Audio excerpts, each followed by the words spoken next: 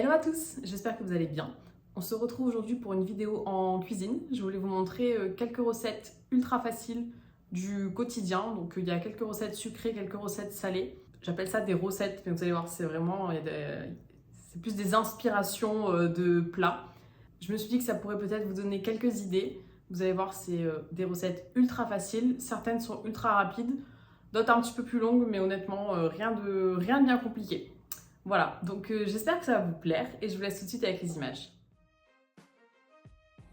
Alors pour cette première recette, rien d'innovant, mais par contre très pratique pour les soirs de flemme. Des muffins saumon fromage.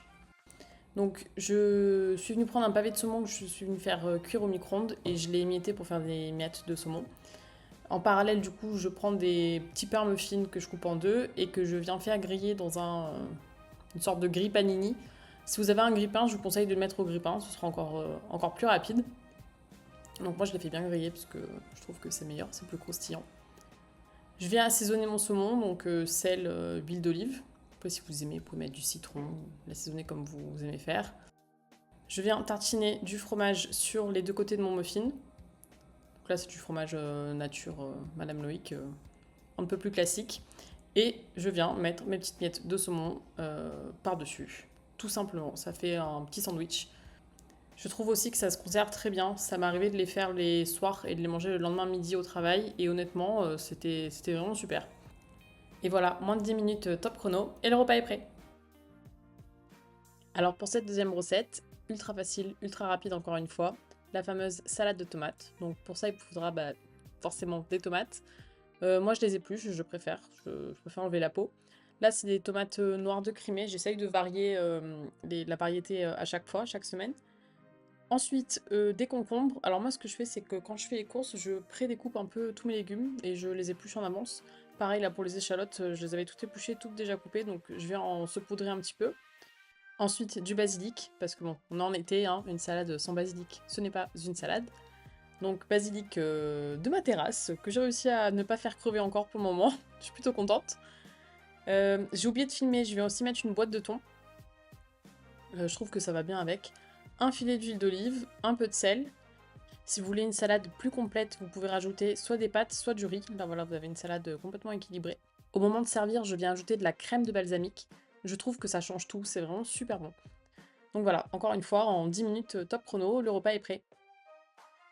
Alors, une recette de la dèche, comme j'aime l'appeler. Deux ingrédients, pâte brisée et tomates. Ce que vous pouvez faire pour la rendre un peu plus sympa, c'est mettre en fond de tarte de la moutarde à l'ancienne. Ou alors carrément une boîte de thon, ça apporte pas mal de goût. Moi j'avais plus rien dans mes placards, donc j'ai fait ce que j'avais. Donc une pâte brisée qu'on vient mettre dans un moule à tarte, des tomates qu'on vient couper en tranches, en lamelles plutôt, qu'on dépose dans la tarte, un peu d'épices. Moi là je crois que c'était des herbes de Provence. Je replie comme ça la pâte. Je mets au four à 180 pendant près de 45 minutes.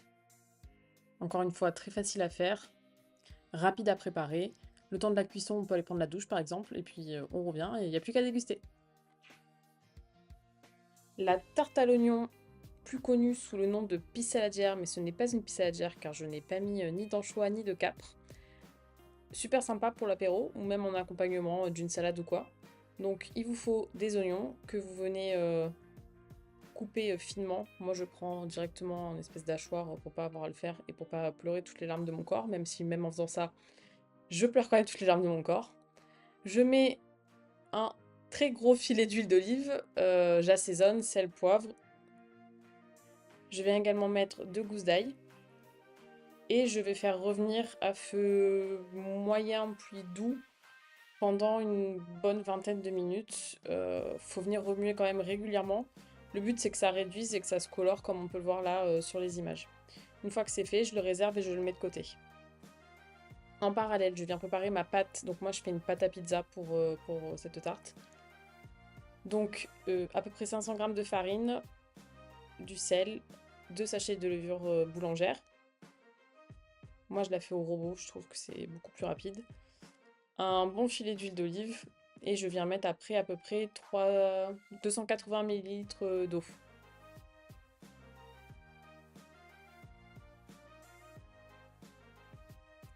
Alors là, je sais pas, je pense que c'est le fait de filmer qui m'a fait faire n'importe quoi. J'ai mis un fouet. Ne faites pas cette erreur, il faut bien évidemment un espèce de crochet pour pétrir la pâte et non pas un fouet.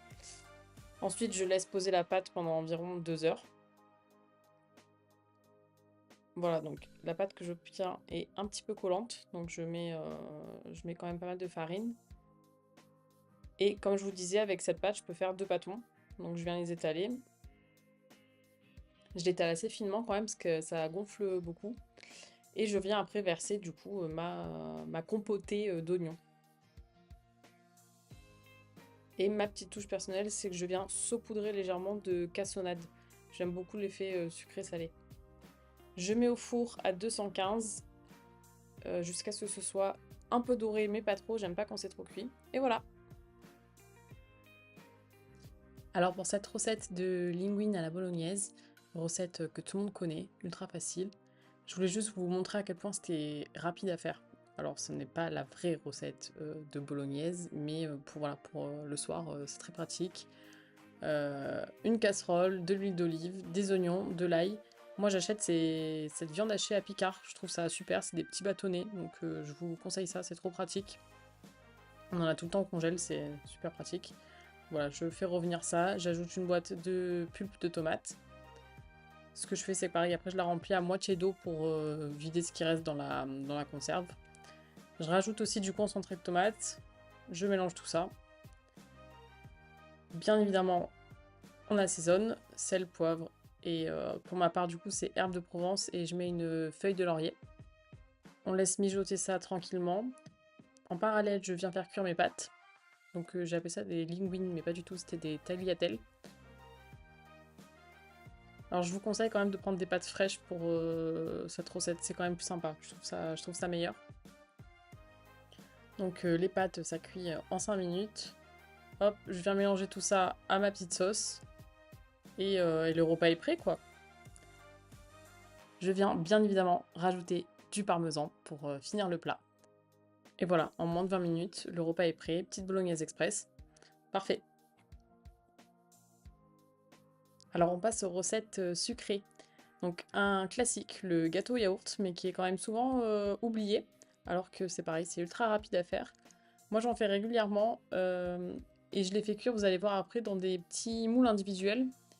Et ce que je fais, c'est que je les congèle, donc, et je m'en sors soit pour le petit-déj, soit pour le goûter. Donc je mets un yaourt, 2 pots et demi de farine, 1 pot et demi de sucre, un sachet de levure chimique, un demi-pot d'huile. Donc moi je prends de l'huile de tournesol, j'ajoute 3 œufs, et après moi je vais ajouter de l'arôme vanille. Vous pouvez mettre aussi du citron ou de la fleur d'oranger. Ou ce qui m'arrive de faire, donc ça je l'ajoute par contre après une fois l'avoir mélangé, je mets soit des morceaux de pommes, des morceaux de poire ou des framboises aussi, c'est super bon. Donc là, encore une fois, vu que j'ai la flemme, je le fais au robot.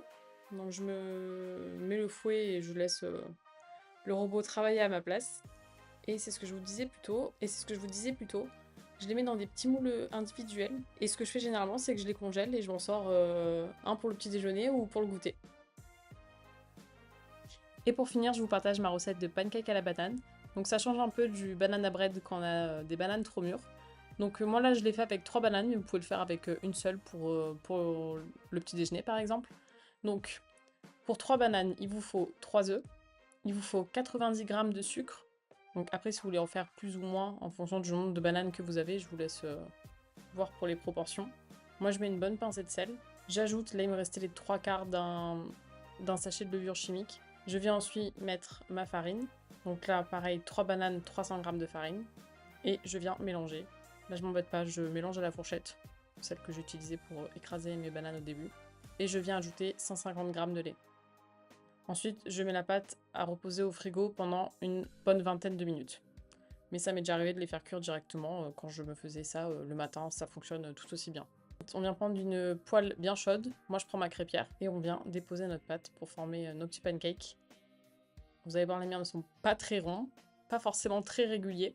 Pour une banane, comptez 4 à 5 pancakes. Voilà encore une fois une idée pour le petit déjeuner ou pour le goûter. J'espère que les recettes vous auront plu ou vous auront peut-être donné une idée pour un repas dans la semaine. Je vous souhaite une belle journée ou une bonne soirée, tout dépend quand est-ce que vous regardez cette vidéo. Et moi je vous dis à la semaine prochaine pour une nouvelle vidéo. À bientôt, ciao ciao!